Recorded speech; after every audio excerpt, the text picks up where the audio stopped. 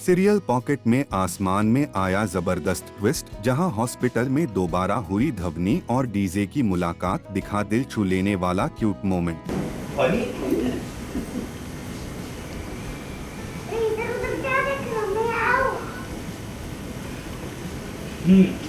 जी हाँ, serial pocket में आसमान में जहां हॉस्पिटल में दिग्विजय यानी डीजे की धवनी से अचानक होती है मुलाकात।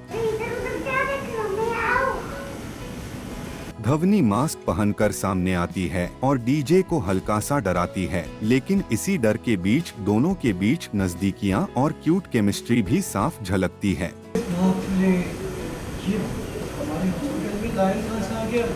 मुझे लग रहा है लाइन की प्लीज आप प्लीज।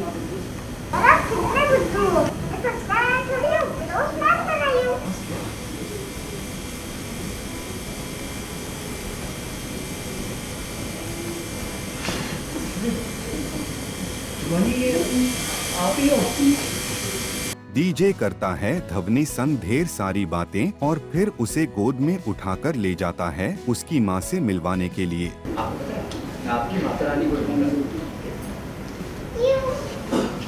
क्योंकि मुझे उससे एक इम्पोर्टेंट बात करनी है। पता नहीं, मैं भी उन्हीं का वेट कर रही हूँ। मैं भी उन्हीं का वेट कर रही हूँ।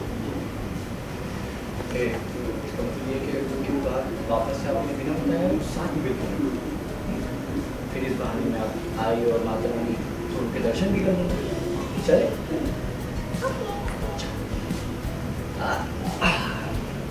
साथ में बिल्कुल, फिर इस बहाने में आप आई और माता रानी तो उनके दर्शन भी कर लेंगे।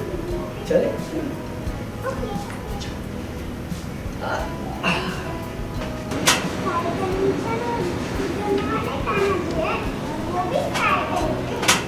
अच्छा, तो हमारा donation जो है कांगड़ा में जुड़ा है, तो वो भी बहुत स्पेशल होगा ना? Yes. लेकिन जैसे ही डीजे धवनी को जमीन पर उतारता है, कोई आकर डीजे को कुछ कहता है और इसी बीच धवनी वहां से गायब हो जाती है। ये कोई पूछने वाली बात है, मैं आपको दोस्त बता।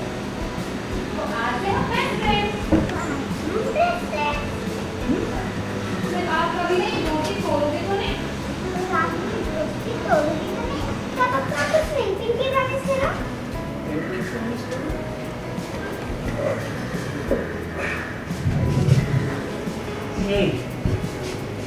तो इनकी प्रॉमिस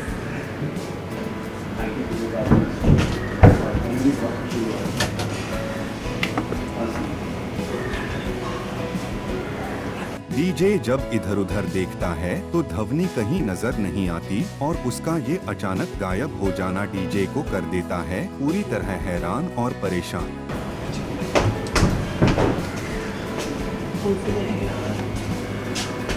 मैजिकल पावर है सर की। सो बहुत बहुत स्वागत है आपका। Thank you.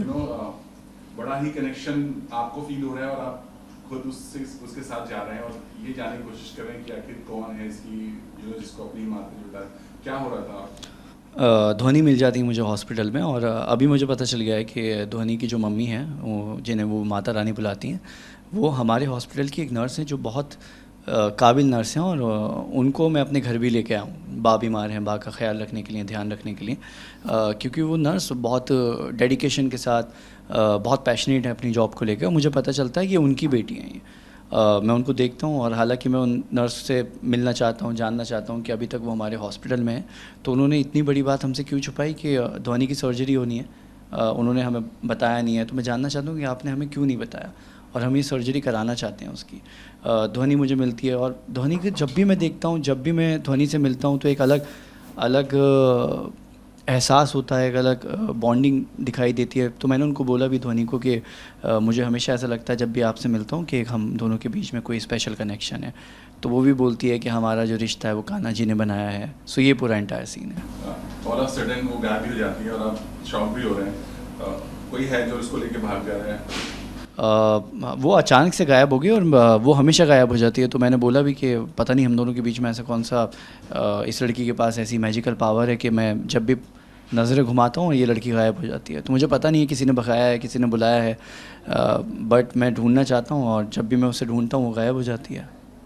Thank you so much. Thank you. अब देखना बेहद दिलचस्प होगा कि क्या ये मुलाकात सिर्फ एक इत्तेफाक थी, क्या धवनी के जरिए और डीजे और रानी की होगी मुलाकात के बाद खुलेगा सीक्रेट।